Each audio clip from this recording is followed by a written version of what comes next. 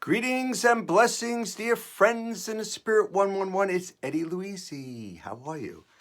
I am calling this talk What God Has Entrusted in You. I'll be doing a lot of talking off the top of my head, a little reading, but let me start with daily practice, sacred reading, and meditation. One Spirit Learning Alliance. You are being guided and you are participating in the great mystery. And it has very little to do with you except your yes. More about that. Your yes seems to be crucial. It matters. It seems that God does not operate uninvited. From Daily Word Unity, direction. I am open to divine direction. There are many spiritual resources available to help people find connection, purpose, and direction in their lives, such as prayer circles, religious observances, or ceremonies. Whether someone subscribes to a faith tradition or none at all, I recognize how powerful these practices can be to those who embrace them as a connection to spirit. I seek out and actively participate in activities that allow me to feel connected and directed to my highest purpose. I am open to new and different avenues of expression, even as I resolve to discover the core reasons for practices I grew up with that I may have discarded. I explore divine direction in my life, embracing the wide variety of ways that direction may come. And from Acts 2:44, all who believed were together and had all things in common. One more quick read, and then I'm going to talk. Talk, T-A-W-K. Daily practice again, sacred reading and meditation. Everyone has something they can do. Everyone has something they can do. You hear me? You listening? Whatever means you have to make the world a better place, you need to do it. You hear me? You need to do it. Even if we won't see the fruits of this in our lifetime, start it now. And that was from Daniel Goldman from an interview, Can Compassion Change the World? From Greater Good. So, dear friends in the Spirit, last week I had a different shirt on. It was this logo. And I hopped on a plane with my daughter Olivia, and we went to Keokuk High School in Keokuk, Iowa. Yeah, woo! What are you, Hawkies? I think you're something, Hawk something. So, just to let you know, last Friday I took off from Good Morning America so I can make this trip. We can make it. Got up at 2 a.m. Got out the door around 3-ish. Did our chapel visit. Always like to stop by the chapel. Now I'm driving down to LaGuardia Airport. And there's a detour on the George Washington Bridge. And I'm driving around and around and around. I'm saying, okay, this is interesting. Not good, but interesting. Finally got over the George Washington Bridge. Now there's a detour, the Triborough Bridge, which is renamed the RFK Bridge. So now I'm driving around Harlem, going around, don't know where I am, saying, this isn't too good. Finally get over that bridge, go to LaGuardia Airport, and I'm trying to find parking lot C, and there's construction and more detours. Driving around. So was someone trying to sabotage our visit to Keokuk? I don't know. But we kept on going, and we hopped on one flight, a nice airplane, and then we have to go. We have to hop on a little plane. It's an 8-passenger plane, right? One propeller, and there's one man in there in addition to me and Olivia. So 3 passengers out of 8 passengers, and he was a funeral director. So We were told via phone that when we get off one terminal, we got to walk to this other one from 2 to 3. We're walking, and all of a sudden some man like stops us. And where are you going? I said, we're hopping here. You're in the wrong terminal. You got to go all the way down there and here. So like 4 detours, but we made it. God wanted us to go to Keokuk High School. And I'm going to share a little bit about that trip. All you Keokuk friends there, if I don't mention your name, I apologize, but I don't remember everybody's name. And I'm just going to, just a handful of you guys I'll mention. But you're all special. I love you all. You're doing a great thing. Keep on doing what you're doing because you are touching people's lives. You are dear friends in the Spirit 111. So I'll just show a few pictures. This was from one magazine. That's me on the guitar. Here's me giving a little talk. Miss Olivia is there also. These are all local newspapers that I was in.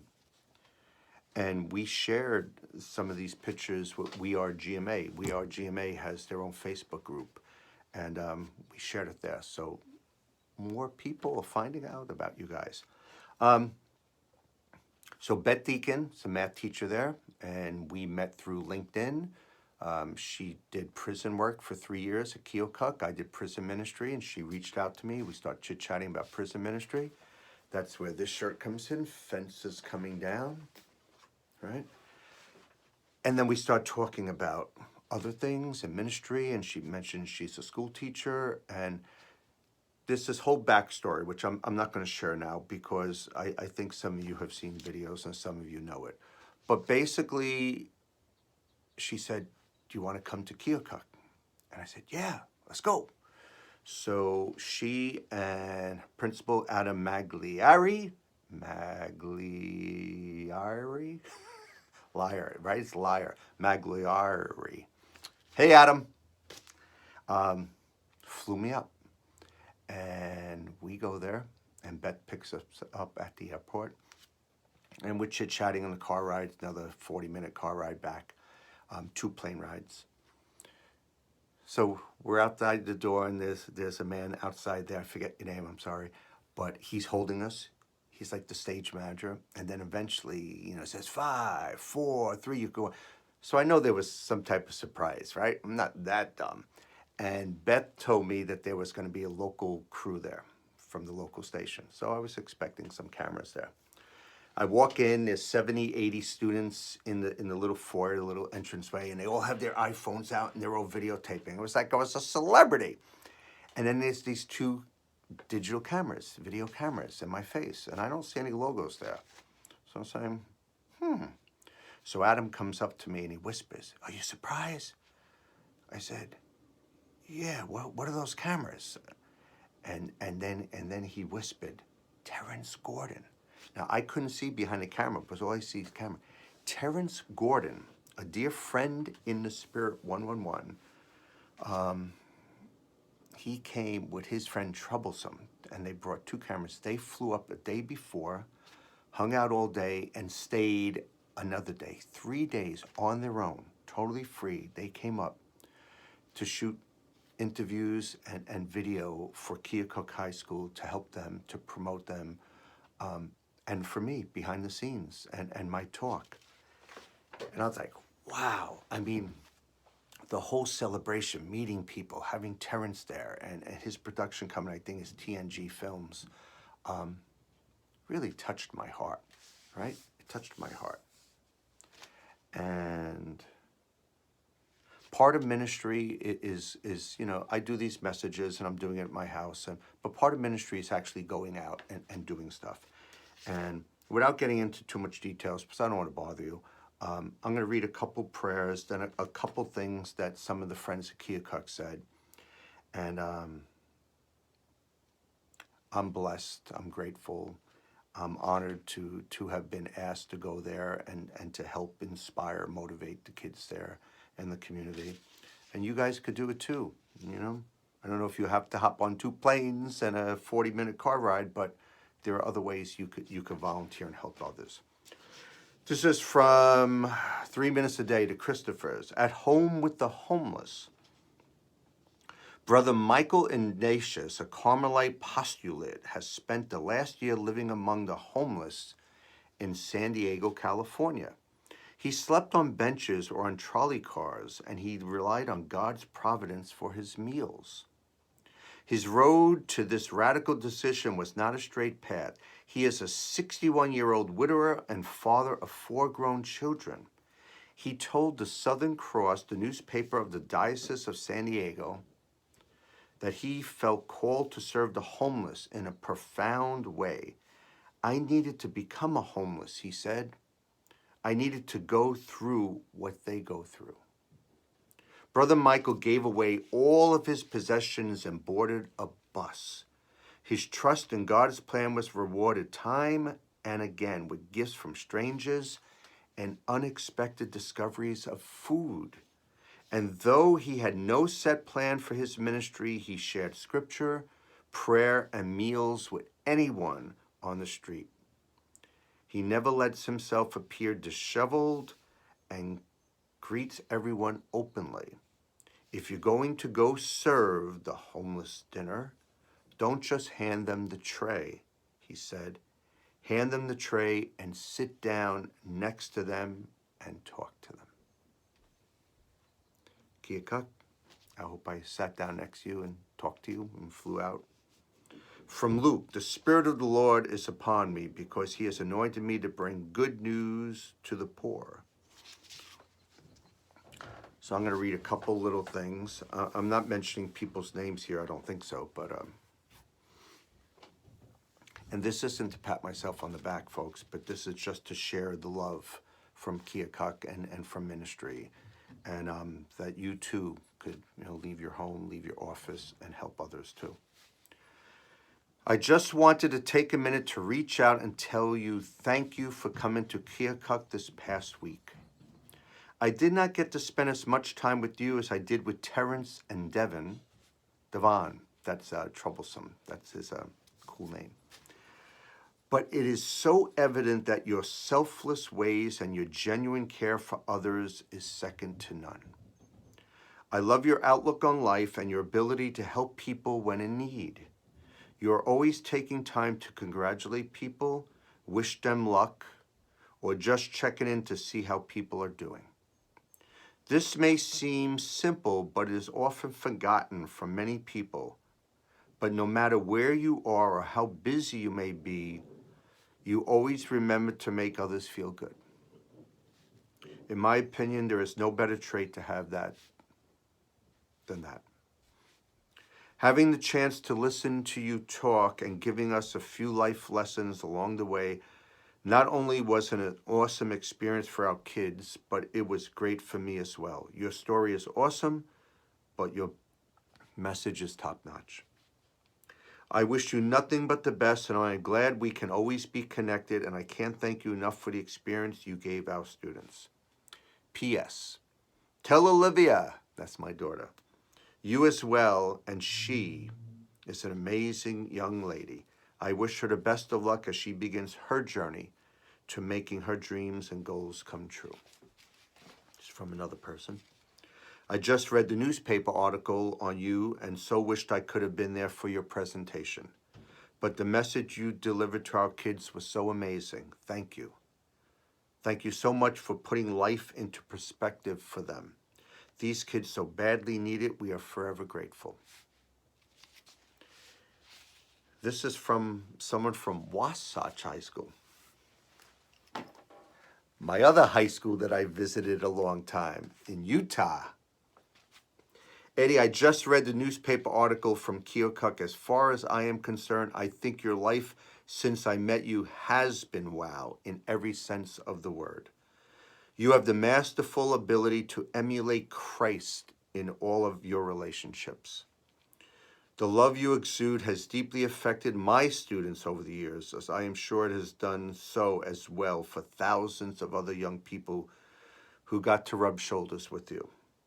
What a generous thing you did for those young people. You gave them an experience they will never forget. I know that because my principal was talking about you to a group of students at Wasatch today. Thank you for always being that light to me, to Anne, and to hundreds of students that I have brought with me to New York. Another person. Eddie delivered a powerful message to our students at KHS. Awesome speech, amazing person. His daughter Olivia, Terrence Gordon, Devon Smith were at our school also. Thinking about them brings tears of joy to my eyes. Kindest people I have ever met. I'll read a little something. Using all you got. 3 minutes a day, the Christophers. After the bombing of the Alfred Moreau building in Oklahoma City in 1995, people from all over the country came to help. Susan Close was one of them. Close is a native of nearby Moore, Oklahoma. She drove to the site of the bombing daily and delivered clean clothes and laundry to the volunteer workers. She did it even though she uses a wheelchair. I told them just because I'm handicapped doesn't mean I can't do something, Close said. How often do we say, I am only one person, I can't change the world? Look at the big picture. Realize that the world is made up of individuals, young, old, able-bodied, disabled, men, women, who together can make a huge difference in the way things are. Remember, no one else can do the job that God has entrusted to you. From 2 John 6, 2 John, this is love, that we walk according to his commandments. And the little note question, what job have you entrusted to me today, loving Savior?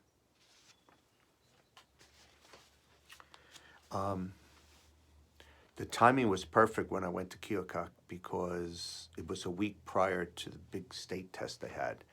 And a lot of you guys know in certain schools you need to have certain grades so continued funds come in and continued good things happen.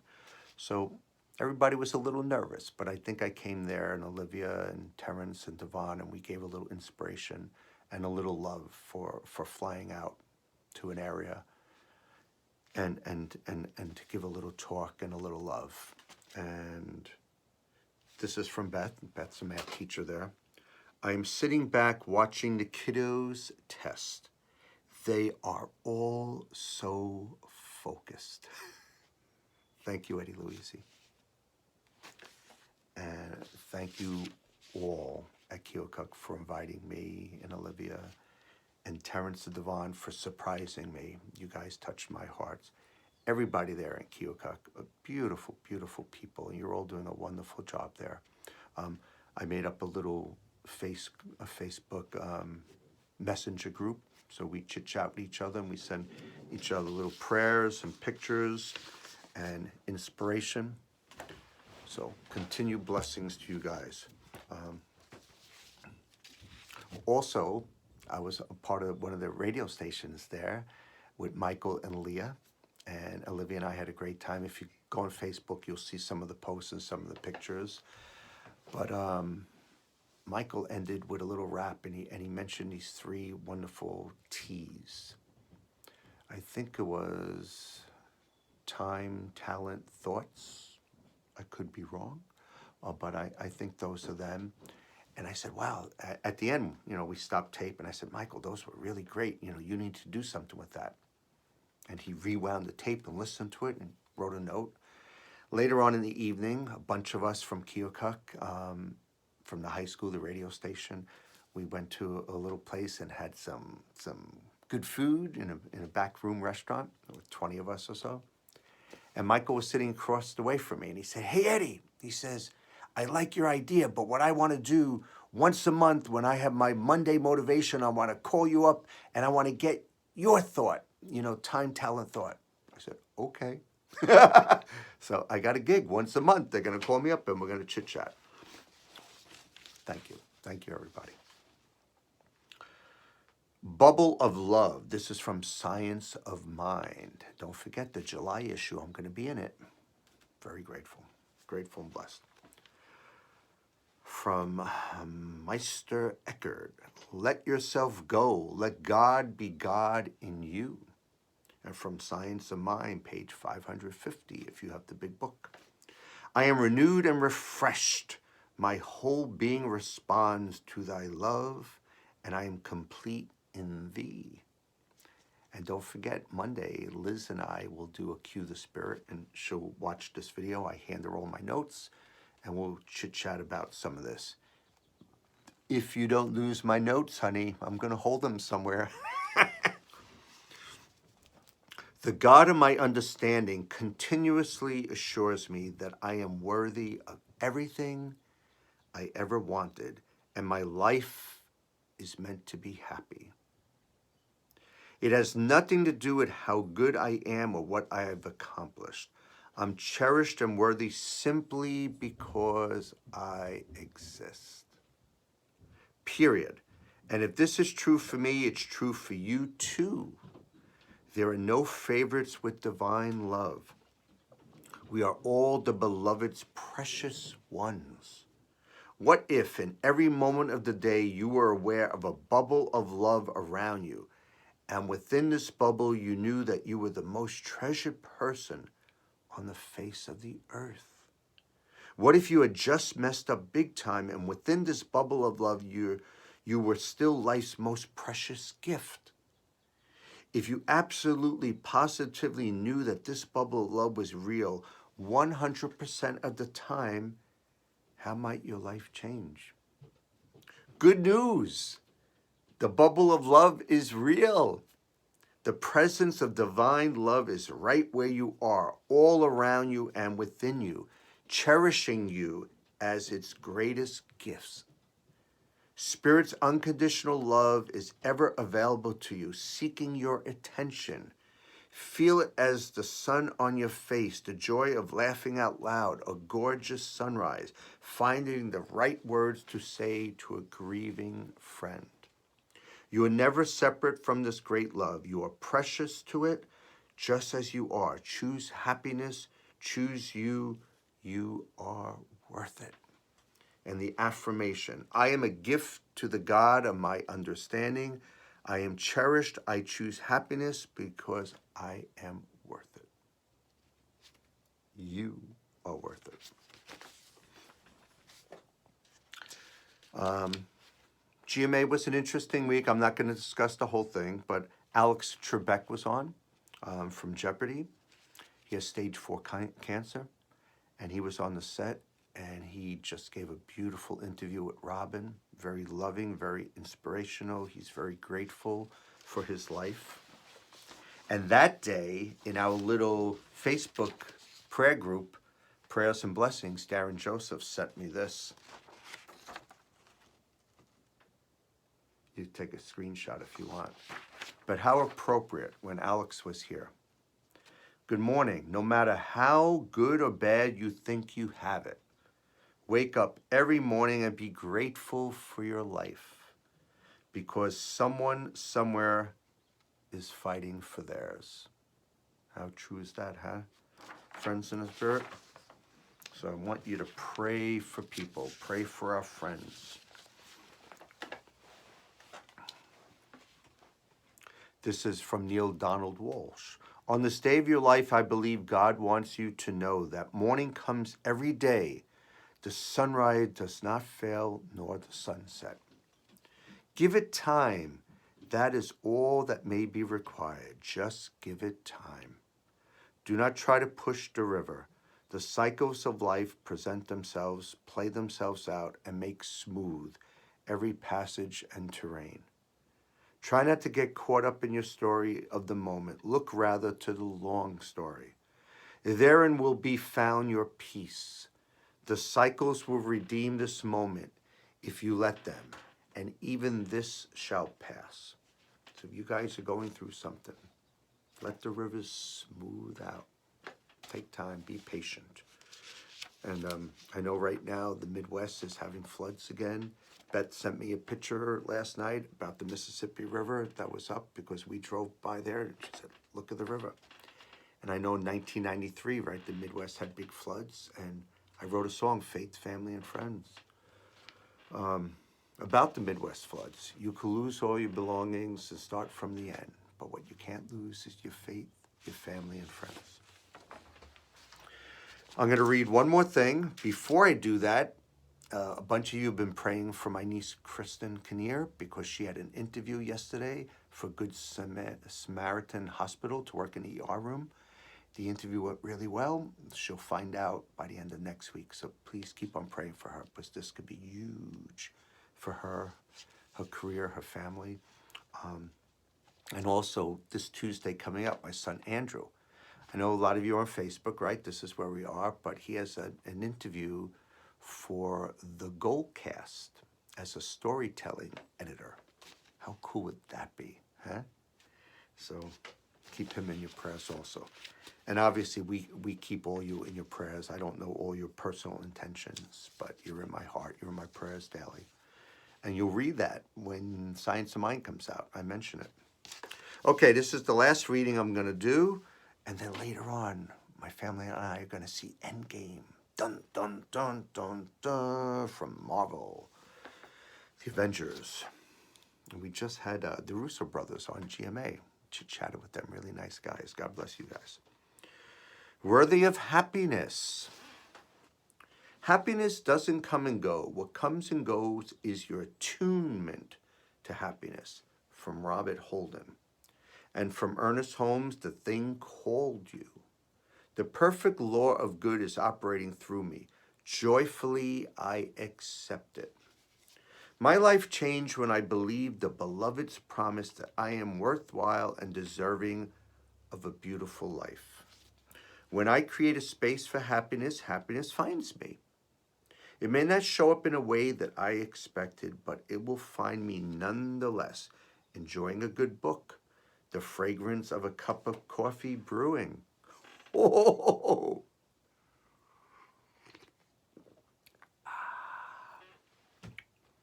eating a meal I enjoy, laughing at my pet's antics, awakening from a good night's sleep, giving myself credit for taking the trash out or making the phone call I've been putting off. I ask myself how I can pay forward the good things that are within me. So I volunteer, call someone who could use some loving attention, or put a wayward shopping cart back where it belongs. Each reminds me that as I move in a positive direction, the energy of my happiness and caring makes a difference in the world. Owning my happiness is empowering. I'm the one who recognizes what I want, and then I have the courage to go after it. I'm the one who accepts that I am worthy of the time, focused attention, and dedicated practice it takes to create a life that's happy and free. It's my decision to turn away from negativity and to choose the goodness that exists in this world. My faith grows as I let go of drama and embrace peace, beginning with what takes place in my own mind. It really does begin with me. And today, happiness is my choice. The affirmation: I'm worthwhile and deserving of a beautiful life. I gratefully make the changes that announce welcome happiness. So dear friends in the spirit 111, dear Keokuk friends, peace, blessing, love to you guys. Don't forget to share your faith with family and friends. Don't forget to cue your spirit. And I will see you, Liz and I will see you Monday. We'll give our talk. Have a blessed weekend. Enjoy your family. Enjoy your friends. Enjoy your alone time if you're alone. Pass it forward. Love others. Have happiness in your heart no matter what's going on. Friends in the spirit 111 loves you. Cue the spirit. Just do it. Have a great weekend and week.